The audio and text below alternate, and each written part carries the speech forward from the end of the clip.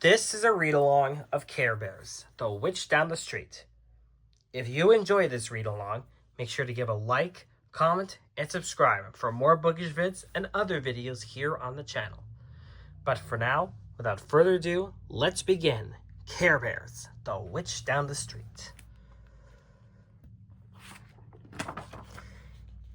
Care Bears, The Witch Down the Street. Story by Stephanie Morgan. Pictures by Tom Cook.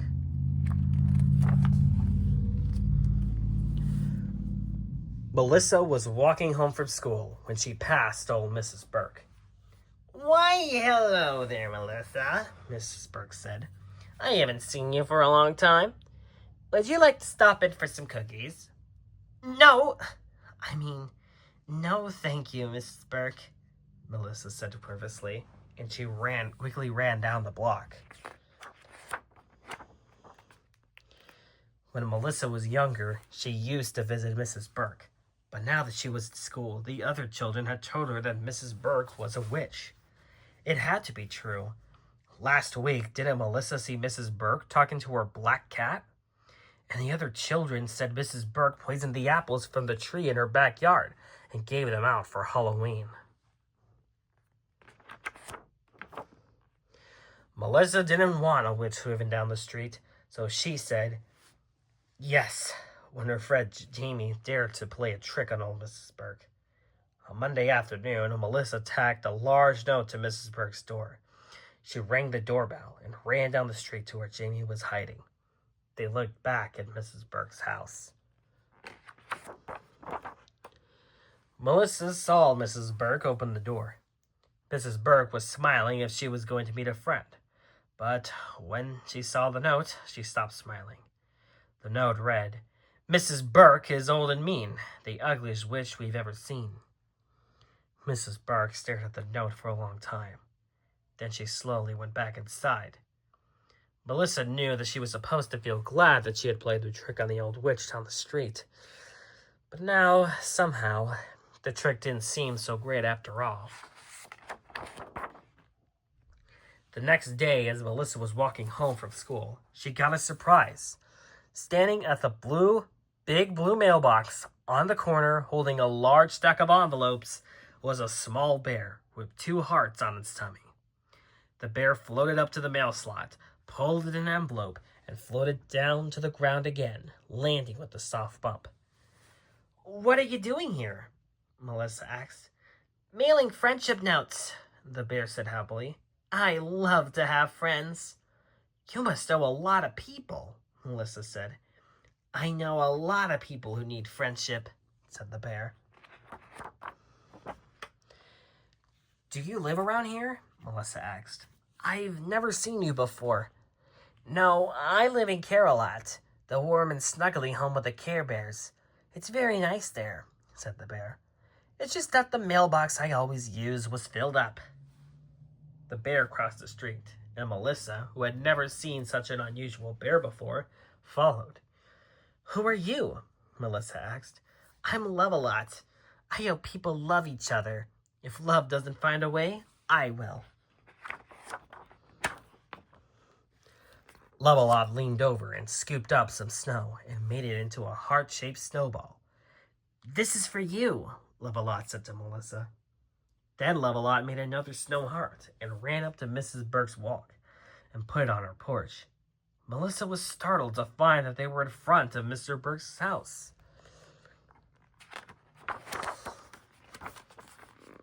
"Why did you do that?" Melissa said. "Don't you know who lives there?" "Everybody needs love," Love-a-Lot replied. "Even witches?" "Even lowly old ladies," said Love-a-Lot gently. "But everyone knows she's a witch," Melissa insisted. "Some people say she's a witch," Love-a-Lot corrected. "All the kids are afraid of her," Melissa said. "Then Mrs. Burke must mean a lot of love," replied Love-a-Lot softly. "Don't you think so?" Then Love-a-Lot made another snow heart. "For you." "Thank you," said Melissa. "Why are you giving me another one?" "Why keep my heart to myself?" Love-a-Lot smiled. "It makes me happier to give it to someone." "Well, I'd better get going." "I've got more notes to write," The little bear scampered away. As Melissa walked the rest of the way to her house and up to her room, she thought about Love-A-Lot's words. When she got to her room, she discovered another Care Bear, a yellow one sitting on her desk. Melissa gasped in surprise. "Who are you?" she asked. "I'm Birthday Bear. Love-A-Lot told all of this Care Bears about you, so I came to see you," the bear said. Melissa was puzzled. "But my birthday isn't for 2 months." "I know, but there is someone else we both know whose birthday is the day after tomorrow." Melissa wondered whom Birthday Bear was talking about. Birthday Bear floated off the desk. "But it's so hard to plan anything when I'm hungry." He looked at Melissa hopefully. "You wouldn't happen to have a jelly sandwich with you?" "No, but I could make you one."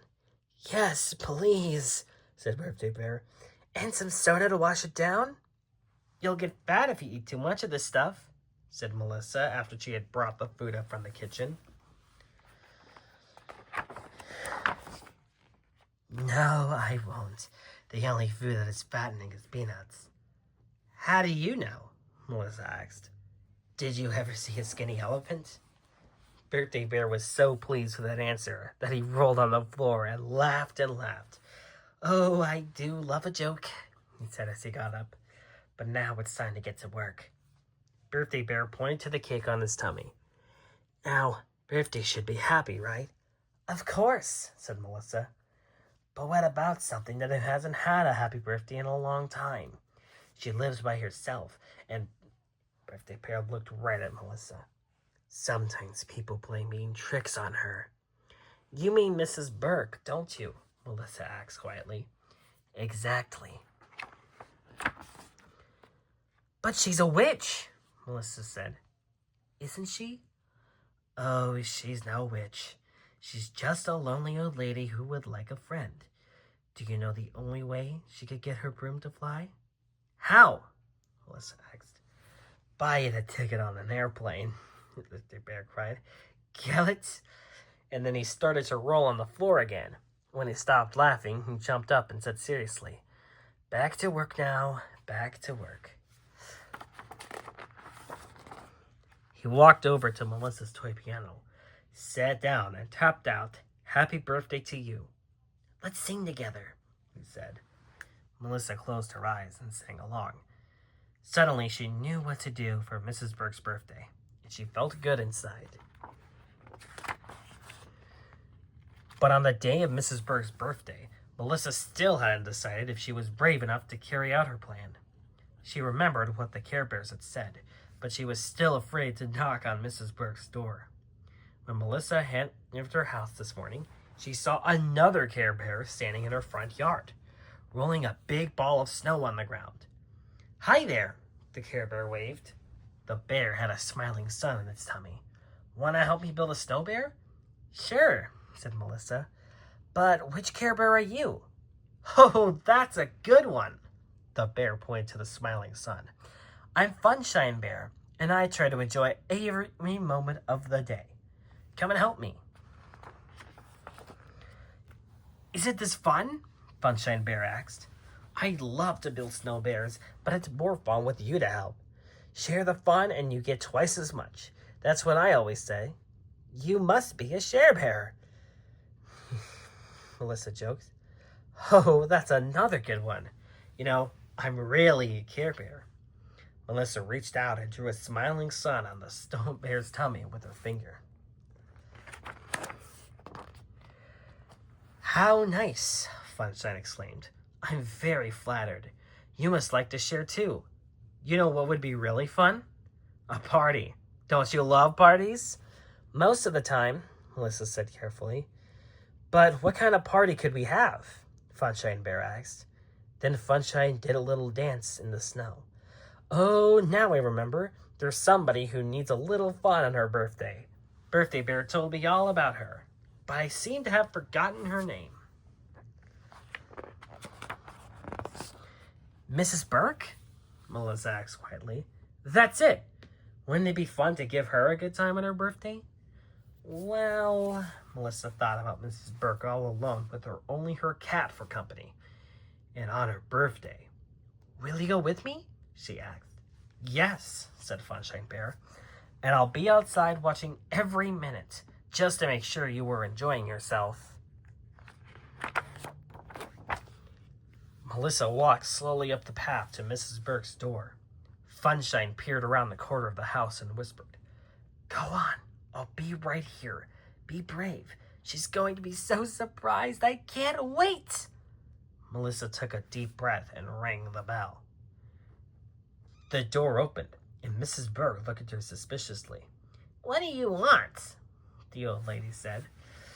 Melissa was so scared that she could hardly speak, but she reached into her bag, took a deep breath, and said, "Happy birthday, Mrs.